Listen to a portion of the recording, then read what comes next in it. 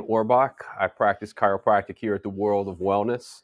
I believe that our presentation and talk this morning is about the intersection of neurology and biomechanics, and we're going to talk about mainly what I do and how I can help you. But first, we have to do a few shameless plugs. First of all, shameless plug for the Pro Reds. I'm strong. I'm strong. I can get through my day doing some physical work, and I work out, and I participate in Underground Fight Club, but I can't talk about it right now, wherever. Um, I do physical things, but my voice is not. I get chapped and parched pretty quickly and easily, so I'm constantly sipping on my Reds while I talk, and in the end, the people who know me best tease me about having a cute little red mustache. But it's all about the Reds. Shameless plug for IT Savant Phil, who's helping me out, or has helped all the speakers out today and all week long, who are working with the technology in this new modern age. We can broadcast to the whole world if you guys want to tune in. So here we are, but we couldn't do it without IT Savant Phil. And the next big shameless plug, I guess, is going to be about me and what I do here. As I mentioned, my name is Gideon Orbach. I practice chiropractic. I've been practicing for a little over 20 years. I went to Cleveland College in Kansas City, Missouri. Most recently, I acquired or earned or achieved the title of primary spinal practitioner, PSP, from the University of Pittsburgh. It was the first program of its kind in this country, which integrated the practices of chiropractic and physical therapy and to an extent osteopathic medicine, where we talked about manipulation and adjustments and physically moving people's bodies around and what kind of conditions we see and what we treat and how we go about treating it. And it was really a great program. And to be honest and to give credit where credit's due, it's influenced the way I practice. And I've added a few more maneuvers and a few more techniques and another principle that really came to light for me in that program. So what I do is I make adjustments, high velocity, low amplitude chiropractic adjustments to the spine and to the extremities. Sometimes you hear that typical chiropractic popping noise when your body is adjusted. More often than not, you don't, but I love that noise. I do a little bit of trigger point muscle therapy, muscle release technique. I'm certainly not as good at it as our current muscle therapist, Andrea, but I include it in my bag of tricks. And something that I've been doing more and more of lately that I took home from that University of Pittsburgh program is what's called active isolated or proprioceptive neurofacilitated stretching, where we're working to increase patients' ranges of motion with stretching technique, and we have them tense their muscles and relax, enable us to disable certain neurological reflexes in order to increase the degree of stretch. So that was a big influence on me. Another big influence on me, of course, was going to school in Kansas City. I have some fantastic people who've mentored me along the way. Um, tell you how important they've been to myself and to the profession. One doctor who I call a friend and mentor, his name is Mark Charette. He was actually awarded, without even applying for it, he was awarded a license to practice chiropractic in Australia. Now, I don't know why anybody would want to move to Australia now, but if you want to move to a different country, there's a lot of complicated paperwork that you have to go through, whether you're coming or going or whatever the story is. But if you're awarded a professional license in a foreign country without even asking for it, that would pretty much make the immigration process just a mere formality. So that should give you an idea of what an incredible chiropractor he is. I've worked with the Motion Palpation Institute for many years. Those are the people who taught me how to assess and adjust the spine, some extremity work as well. I've worked with I work with Dr. Ken Erickson and Dr. Ted Carrick. You might recognize the name Dr. Carrick. He was Sidney Crosby's chiropractor when Crosby was having all his concussion problems in the earlier 2000s. Those guys focus on neurology, and I like to think that what I do is taking a blend of everything that I've learned from those distinct organizations and combining it in a way to make the techniques and the maneuvers and the principles all synergistic. And the reason I've been able to do that is the why. Why do I do what I do? Why do I make these adjustments and manipulations? Why am I giving condition-specific nutritional advice. I mean, I don't consider myself a nutritionist anywhere nearly to the caliber of Jeffrey Nisnik, who you've heard earlier today, to Joe Messina, who speaks throughout the Wellness Week. But I do condition-specific nutrition with you. I teach low-tech rehab, low-tech exercises. You don't need equipment. You just need to move your body in specific ways. Why do I do these things? Well, I constantly want to stimulate the brain. What we're looking to do in all of these instances, using all of these techniques, using the nutrients that I favor with my patient population, what we want to do is we want to stimulate the brain. Have you ever heard the expression, it's all in your head? Have you ever gone to a doctor's office and they were unable to determine what was wrong with you? They were unable to come up with a diagnosis. They were unable to come up with a plan.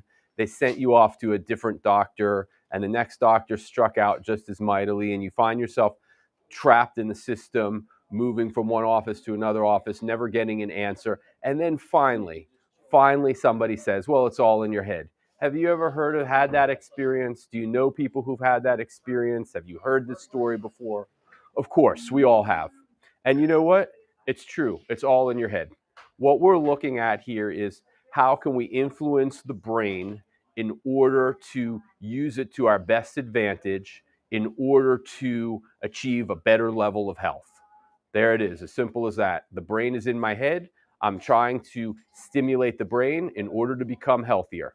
So with that in mind, let's first of all find some common ground. What does it mean to be healthy?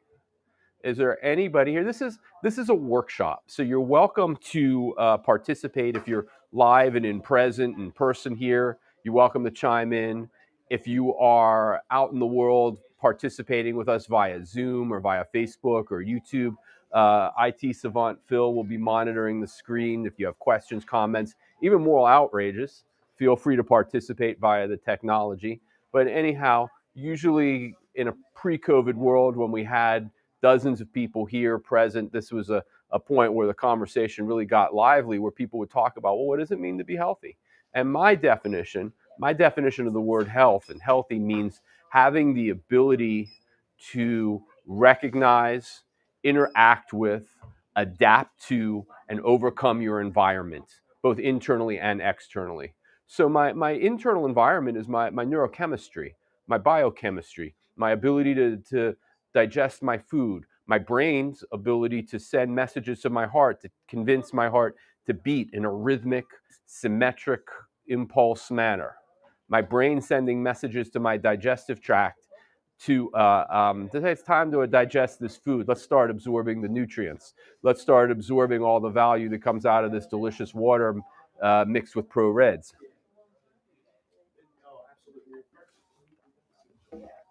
So what we want to do is we think about our brain as our relay station, constantly taking information from the external environment, adapting to it, overcoming it, and we're going to function better internally and externally. What's my external environment? We talked about the internal environment, which is my biochemistry, my neurochemistry, the action potentials traveling along my nervous system.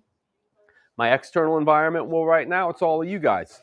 I'm pretty safe tucked in this corner here behind the in front of the camera, doing a presentation. I don't think anybody's going to be able to bump into me or knock me over without me seeing them coming. I got the wall behind me for some backup. I'm good. But what if you're out in the open somewhere? There could be danger coming from any direction. You have to be aware of it. That's your external environment that you have to recognize, adapt to, and overcome. So I'm interested in function. I'm interested in the way joints move. I'm interested in the way muscles and joints and the skeleton move together. And why do we do that? We want to maneuver the body in the best biomechanical, the best movement patterns possible in order to stimulate the brain. If we stimulate the brain with better input, we get better output. A whole lot more on this coming up. Let's do this. First of all, Phil, any questions, comments, moral outrages? Not yet. Okay. So I always, I'm sorry? They're coming. They're coming. I always like the moral outrages the best because they lead to better conversations. But questions and comments are absolutely welcome. So as I mentioned, I do a little bit of prehab slash rehab exercise. Rehab, after you've already gotten hurt, we got to fix it. Prehab, well, we're prehabbing for life. Life happens. We all have repetitive movement patterns in our lives that put a sprain on our bodies, on our physical systems. Sometimes we bad things happen and we get involved in mechanical trauma. Sometimes we just sleep awkwardly when we're unaware of it. So what we want to make sure that we're doing is we're putting our bodies in the best position advantage in order to account for the repetitive hard stuff that might be coming along down the road, and to be able to repair ourselves as easily as possible when problems arise. So let's do this. Rehab, prehab exercise number one. We've all got to be good breathers. Every single cell in your body, every single metabolic function, every single chemical event that occurs in your ability to digest your food is a chemical event. Our ability to have this conversation is a chemical event. Your ability to come into our wellness center or walk to the back, pick out the supplements that you're interested in, buy them and benefit from them. Those are all chemical events. So every single event in your body is oxygen dependent. And let's not forget that this is a chiropractic clinic, and I see patients who have mechanical dysfunction, which we're working to correct all day long. And one of the most often things that I see, regardless of people's symptomatic complaint, is that their bodies, their rib cages are not expanding and compressing, their heads and necks are not up enough. They're using the musculature in the front of their neck, their accessory muscles of respiration, as a pulley system to lift their rib cage up in order to suck in air, and they're not using their diaphragms. Consequently, they're fatiguing muscles in their neck and their upper parts of their chest. This leads to a number of problems involving poor circulation, leading to headaches, leading to really fighting, gasping for air because you're just not getting enough, whether you know it or not. So what we're going to do is we're going to take a few deep breaths together as part of our low-tech rehab prehab protocol here. And what I want you guys to all do is take a deep breath in through your nose, and you're going to do this in such a way that your shoulders are back and my abdomen is long. I'm tall in my torso, from my belt buckle to the bottom of my chest. I'm stretching myself up and I'm throwing my shoulders back. And now I'm in really, really good advantageous posture. I'm going to take a big deep breath in through my nose, and I'm going to feel my shoulders coming backwards, not up. I'm not shrugging my shoulders. I'm bringing my shoulders backwards. And I feel my chest expanding, and I feel my abdomen expanding. And now I'm going to blow that air out through my mouth. And let's do that again. We're going to really focus on our posture. That little string is coming down from the ceiling, lifting the top of our heads up. We're long in our torso. Our shoulders are back. And we're going to take a big deep breath in through your nose without breaking posture. Torso is expanding. Shoulders are rotating backwards. We're holding it. Our diaphragm muscles are engaged, and we're going to blow out through our mouths. Very good. One more time. Big deep breath in through your nose, employing excellent posture.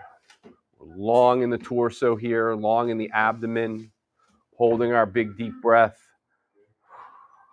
and blowing out through our mouths. Okay.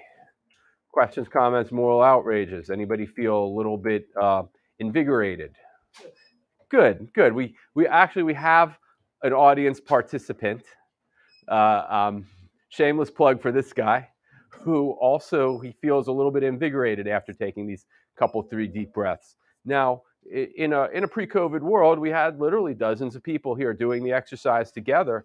And in the past, I've heard people say, well, I feel fatigued, or I feel like I'm going to yawn, or I feel, well, you're exercising, you're using muscles in a way that you're just simply not used to. And I don't give lectures. I don't beg. I don't plead. I don't hard sell. I mean, I'm putting it out there for you. If you find yourself fatigued after taking 3 deep breaths, that might be a sign that you're using the wrong muscles to breathe, and you should do this as an exercise every day, and you should reinforce your body moving, your body mechanics the way it was designed for.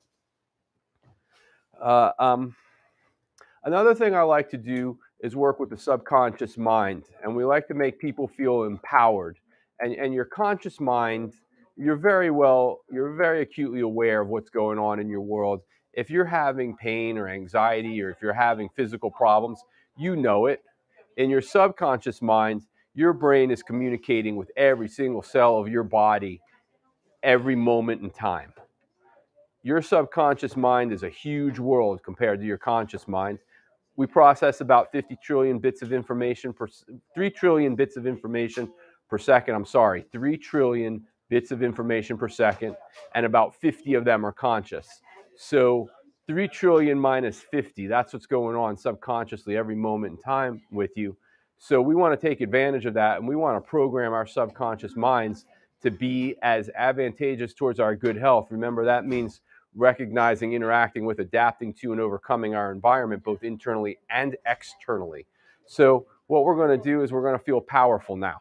I want everybody who's physically capable, please stand up. I want you to spread your feet to wider than shoulder width apart. Because my feet are not on camera, you can't see mine, but they are wider than shoulder width apart. And I'm just going to pick my arms up overhead in a capital Y. This is an I, this is a T. We're going to bisect the difference and call it a Y.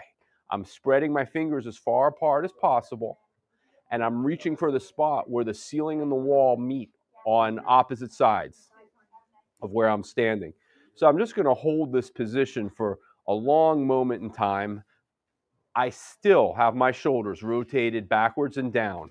I am still tall in my abdomen, long in my abdomen, stretching this distance to make myself as long as possible. My head is still being suspended from a string on the ceiling, maintaining the integrity of my perfect posture. While I'm holding this position, let's combine a few things and take another deep breath.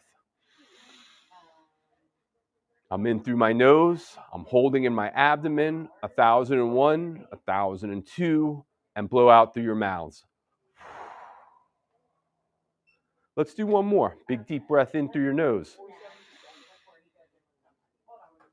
Hold, 1,001, 1,002, and blow out through your mouths. Okay, feel free to relax and set your arms back down to a much more comfortable place. If you want to have a seat, have a seat. If you want to have a sip of your delicious Pro Reds, go for it. Okay, so I treat a lot of patients. I see a number of people. An office visit with me is on the schedule. It's supposed to be about 20 minutes long. We go over 20 minutes more often than not. I'm usually behind schedule. Everybody takes it in stride because my patients are all a bunch of good sports, and they know that I won't shortchange them either. But one of the reasons why I'm a little bit further behind than I should be is in between patients. Very often, I'm going to go hide in my office and I'm going to take more than 30 seconds, maybe as much as a minute, and I'm just going to stand in my power position, feet wide, arms and shoulders wide, taking up space, taking a couple of deep breaths, recentering myself, feeling like, all right, I'm going to reprogram my body because the next person, I'm going to reprogram my body and my mind because the next person that comes in is their own unique individual entity. And I got to be prepared for this. And I got to let the last person go and be ready for the next person. Ready for another shameless plug? That's one of several tricks that I do to keep myself focused, grounded, centered, present time conscious. I'm doing another workshop tomorrow, and we're going to talk more in detail about that tomorrow. And we're going to talk about why I decided to make this presentation standing instead of sitting. Okay, so why do I do chiropractic adjustments, and why do I do those PNF and active isolated stretching and that trigger point release, and why do I do all these maneuvers, and I'm going to sit here and tell you that it's all to synchronize the way your brain and your body are talking to each other through better biomechanics. Why would we want that? Well, we talked about it all being in your head very briefly, but here's an interesting anecdote. In Civil War times, soldiers would be injured on the battlefield, and we didn't have the kind of surgical procedures and the kind of and let me emphasize this. Let me make sure that everybody is clear and I'm not misleading anybody. There is such thing as a medical emergency. I'm not opposed to drugs and surgery and medication. I'm opposed to unnecessary surgery, drugs, medication. But there is such thing as an emergency. There is such thing as a time and a place. So let's not confuse ourselves. That being said, there would be soldiers who were injured in battle in the Civil War, and the only answer for them was have a stiff drink, bite down hard, and we're going to amputate your leg. Battlefield surgery in the 1860s. It was different then than it is now. That being said, soldiers who had their legs amputated would complain about having pain in a leg that no longer exists. Can you imagine that for a second? Their legs were amputated and they felt pain in the place where the amputation had happened. That's called reflexive sympathetic dystrophy, Sudeck's atrophy. It's very real. The psychologists and the psychiatrists of the world and the neurologists of the world might say that it's all in your head, and it's exactly right. That's exactly where it is. So what we need to do is we need to come to a point where we say, what's the difference between feeling pain in a limb that's no longer there versus feeling pain in your body, which is physically present? On a grading scale, we're going to say one is, look, this is a really extreme, severe example. The example of the tension between my shoulder blades at the bottom of the neck at the end of the workday, which is causing my posture to collapse, inhibiting my ability to take deep breaths, inhibiting me from getting the kind of circulation that my body craves, starting to cause a headache. Well, there's something that I see multiple times in our clinic every single day. That's very real. But what's the difference between that pain and the phantom pain in a limb that's been amputated? Really, just the grade, of the intensity. Pain is pain. It's all located in the brain, and pain is defined as an individual, emotional, subjective response to noxious stimuli. An individual, emotional response to a noxious or a harmful stimulus. Isn't that something? Pain is defined as being an emotion. Where do the emotions live? They're in your head. They're completely and totally all in your brain. So what we want to do is we want to figure out how can we use the human body as an antenna, gathering signals from all over the environment, absorbing those signals into the body, interacting with, adapting to, overcoming the environment, sending information into the brain in such a way that we can use it better to have better health. Okay? So far, so good, guys? So, when we think about, well, why would I make these hands-on treatments to my patient population to create these advantages for them? We're looking to get better range of motion. We're certainly looking to decrease pain. We're looking to achieve better coordination, better posture, better breathing mechanics, uh, um, better awareness of where you are in space, and just in general, feel better, feel more comfortable living in your body. So, if we can do that by maneuvering the body around, by making adjustments, by coaxing, forcing muscles to lengthen, to come out of spasm, by using trigger point muscle therapy to put pressure on muscles, to compress them, to get them to expel the metabolic toxins that build up in those muscles, by literally adjusting or forcing joints to move in their patterns, we're changing the way the nervous system is capable of interpreting the environment. Now, the skeleton has certain movement patterns that it's just supposed to make. When I'm assessing somebody's spine, I want to see a domino-like, wave-like movement. If I press on their sacrum or the top of their tailbone area or their pelvis, and I give that sacrum a good push. I'm using, by good push, I might be saying maybe 5-10 pounds of pressure, which is hardly anything into a bone, even on a small child.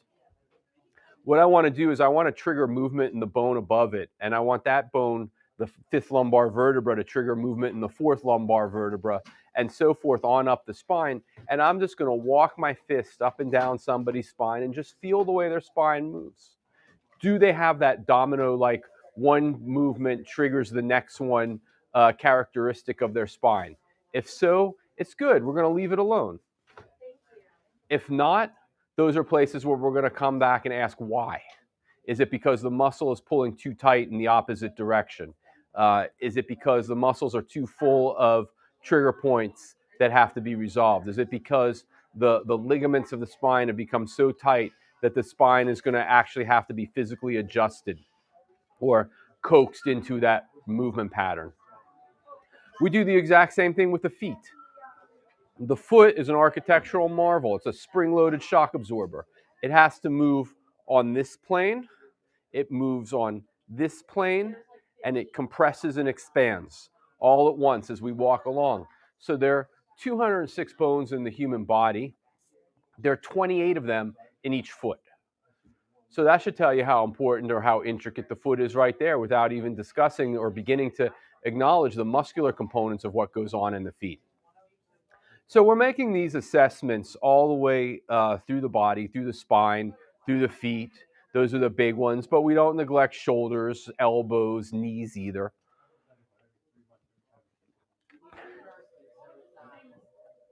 And applying mechanical treatment in the places that are indicated, the places that are tight, the places that are restricted in their biomechanical movement. So what's going on here? In between joints, it doesn't matter whether we're talking about the joints of the lumbar spine or the joints between the bones of the fingers. Joints have common properties. One of those significant properties is that each joint space is populated by what are called pressure-sensitive joint mechanoreceptors. Pressure sensitive. That means if joints compress into one another, if we have a loss of range of motion, that pressure sensitivity is going to disable those mechanoreceptors. What are the mechanoreceptors? They're mechanical signaling devices that are going to receive information and help to tell the brain where are we in space.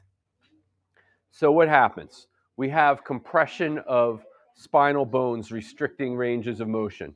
As we restrict those bones, we decrease the firing pools of those joint mechanoreceptors, the pressure-sensitive joint mechanoreceptors, and we invite, or we create an environment that's hospitable to restriction. Our skeletons are not moving, our joints are not moving the way that they're supposed to, and now that signaling device is not sending information into the brain the way it is supposed to. So the brain starts to receive aberrant or faulty information about where we are in space, and then the brain starts to try and localize us. So we have information coming in, we have faulty information coming in. Now the brain is going to have to work harder to localize our bodies in space. So what does that mean? The brain is going to send back messages to the body on part of this reciprocal communication channel. And those messages are like, here's some pain for you, or here's some muscular tightness for you. Some people might say that they feel tingling or numbness or little insects crawling up and down their legs or in their feet. What that typically is a sign that the nervous system and the brain are out of communication with one another, because the brain is understimulated with proper information and is receiving the wrong information for it to function the way it's supposed to. Now the brain starts to form this dysfunctional pattern, and the brain becomes out of touch or out of communication with the body. Maybe we start to have an irregular heartbeat. Maybe the digestive tract starts to malfunction. This is bad news. This is where our sympathetic nervous system starts to take over. We have voluntary and non-voluntary function. If I ask everybody to wave goodbye, raise your hands and wave goodbye, you understand the language. You can do that if you'd like. You don't have to. It's voluntary. Now, what if I ask you to dilate your pupils? What if I ask you to constrict your pupils? Now we have a challenge. That's not going to be voluntary activity. That's something that we're going to need some sort of external stimulus to coax our bodies into to allow us to achieve this task. That's called our non-voluntary or our autonomic nervous system. Our autonomic non-voluntary nervous system can be subdivided into two categories. Category A, that's going to be our wine and dine, rest and relax, rest and digest stuff. We're calm, we're cool, we're collected. Our bodies are moving in slow, not really in slow motion, but they're moving at a slow, appropriate for relaxation pace. But what if we're triggered into a fight or flight? What if we're triggered into an anxiety position? What if we're getting bad information out from our brain because of mechanical dysfunction? And now the other side of the continuum, the sympathetic nervous system has been activated. And what do we get with sympathetic nervous system? We get anxiety, panic, uh, um, we get insomnia, increased blood pressure, shortness of breath. Our bodies are more likely to start storing cholesterol. We get nervousness. Does that sound like you? Does that sound like anybody you know? Does that sound like half the population that we know? That means sympathetic nervous system is in overdrive. Parasympathetic nervous system is not reacting the way it's supposed to. Once again, I don't want to deny the reality of a medical emergency. Sometimes people have shortness of breath, and sometimes they have irregular heartbeats or lagging heartbeats because they're having a real emergency that's just simply not compatible with life. And when that happens, it's critically important that it's recognized and those people are directed to the emergency room. This is real. But how about the people who have so many of the symptoms that I've just uh, um, listed off in a more of a come and go fashion? It's not really all the time so much as I just have this bounce of anxiety. And when I have my bout of anxiety, shortly after that, I have an increase or a spike in my blood pressure. And then I don't know what I'm doing, but all of a sudden it comes back and it restores to normal. Those are people who have a little bit too much sympathetic nervous system going on, not enough parasympathetic nervous system on. So what are some of the things that we can do to achieve a better parasympathetic sympathetic balance and take our patient population out of this irregular intense heartbeat pattern, out of this holding on to cholesterol pattern, out of this nervousness, this anxiety, elevated blood pressure? Well, first of all, there's an area of the brain called the cerebellum. The cerebellum does two things that I want to highlight as being critically important for what we do here. First of all, the cerebellum is part of the brain that helps us have coordinated movement and good balance. Now, we talked about what are the things that why are all the reasons why I would want to make chiropractic adjustments to my patients. Why would patients come here and say, I want to be involved with this, please adjust me? Well, almost always the driving force between somebody walking through our doors trying to schedule an appointment with myself or my very capable and talented colleague, Dr. Philip Ross, is they're in pain. Then we start to work with their bodies, and the feedback is my pain is decreasing. It's not gone. I mean, it's still present, but it's certainly decreasing. I'm on the right track. And I've noticed that, like, some of that anxiety, that jitteriness that I've had is also diminishing. I find myself breathing more deeply. This is crazy, but I think my blood pressure has gone down ever since I started seeing you. Well, that's very real.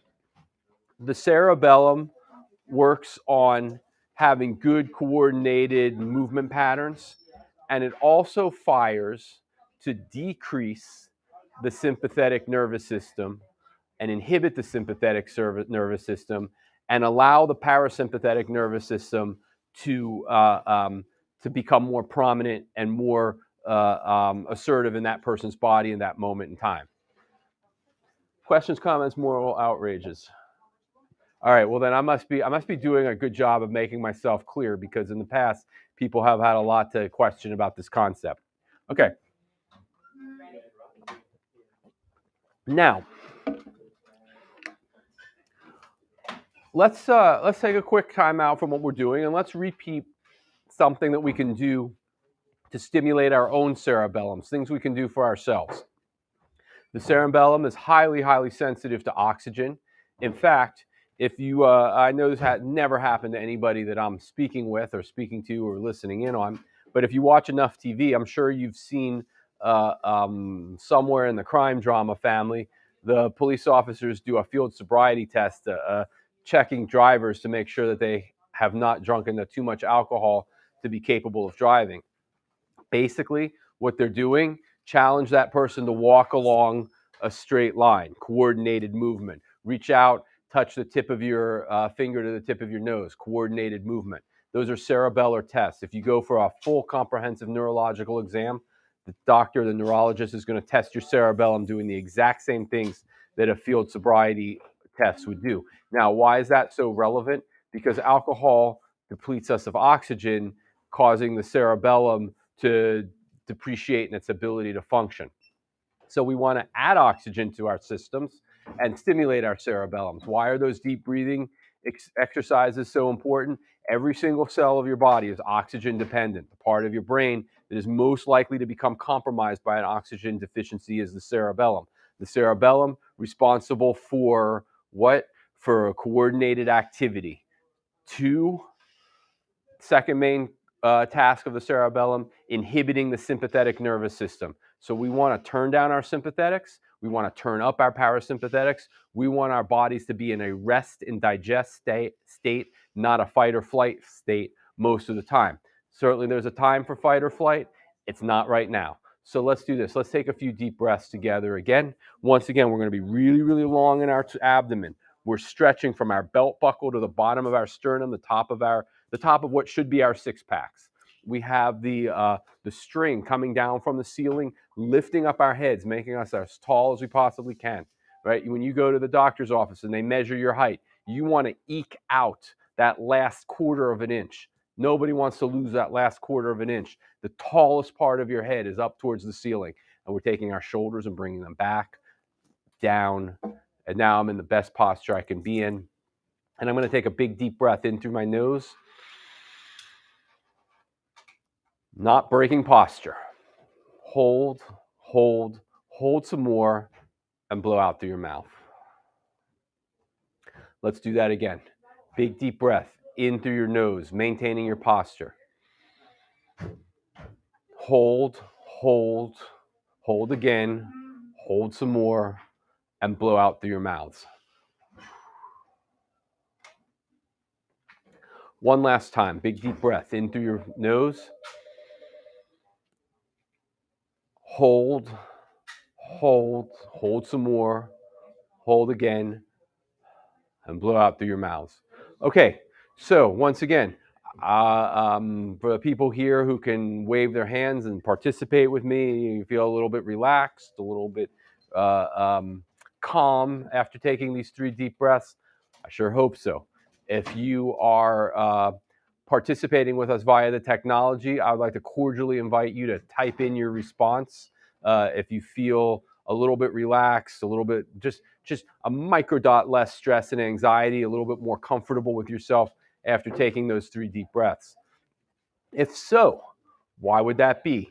Well, once again, what we want to do is we want to use our cerebellums as a tool in order to inhibit our sympathetic nervous system. Remember, our sympathetic nervous system promotes anxiety, panic, nervousness, shortness of breath, insomnia, that's a big one, poor digestion, high blood pressure,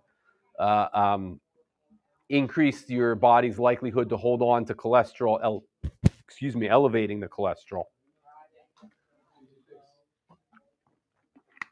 So we want to inhibit all of that, and we're doing that as tool number one, using some deep breathing techniques. Tool number two, this is what I can do for you. When you have your chiropractic adjustments, we talked about those pressure-sensitive joint mechanoreceptors and how they provide such a strong influence in the brain. Good researchers, people who use tools and scans and electronic scanning devices, and they study the neurology at university levels, not people like me. I read these studies and report the facts back to anybody who will listen. I don't conduct these studies. I'm a clinical guy. The research guys, hats off to them. Major shout out for the research people, have generated so much information and so much data about how adjustments and manipulations affect the brain, to the extent that the University of Pittsburgh Physical Therapy Department, that's where I did my PSP classes and certification through, they receive 8-figure grants from NIH in order to National Institute of Health in order to study this. If the National Institute of Health is giving you a grant of more than $10 million, they want answers. They want what Joe and Jamie show, talk about the truth and whether or not you can handle the truth. This is important stuff, to the extent that the National Institutes of Health are funding studies to go into much more detail and much more intricacy and much more of the why than I'm capable of giving to you right now. But these chiropractic adjustments, what we know is the joint pressure sensitive mechanoreceptors fire because the joint has been moved. They send information through the nervous system into the spinal cord and up to the brain, stimulating multiple areas of the brain. The two big ones that are stimulated, one is what's called the somatosensory cortex. That's the area where the brain receives sensation from.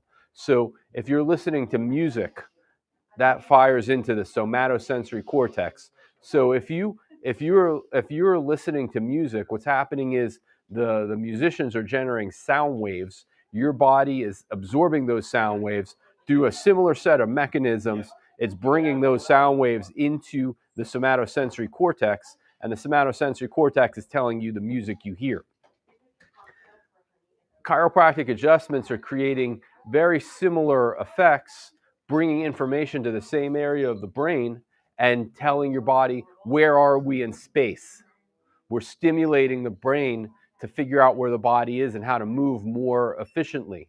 The other thing that's happening, the other principal thing that's happening, is those same chiropractic adjustments are stimulating the cerebellum. Once the cerebellum is stimulated, one, we're going to have better coordinated movement. That's for sure. The second thing that's going to happen, we're going to inhibit the sympathetic nervous system. So that anxiety, that panic, that nervousness, that insomnia. Here's a pro tip from a good neurologist. No, not me. I'm reporting the facts that somebody else studied. If you're somebody who has a difficult time falling asleep at night, why don't you take a few deep breaths and do that deep breathing exercises that we all did together a few minutes before you go to bed, just to start using your cerebellum as a tool to calm your sympathetic nervous system down, to make sleepful, restful night's sleep just a little bit easier to achieve. Shortness of breath, that poor digestion, the holding on to cholesterol, the poor, elevated, inconsistent heartbeat. These are all things that the cerebellum is going to fire to help to suppress. The chiropractic adjustments, in conjunction with the muscle therapy, in conjunction with the stretching, these are all things that we're looking to help give your body the tools to protect yourself against, in order to combat and to overcome. Okay, so now here's some bad news. Pain is a product of dysfunction.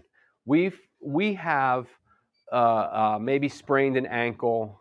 Maybe we went for a jog in a pair of shoes that was just inappropriate and too tight.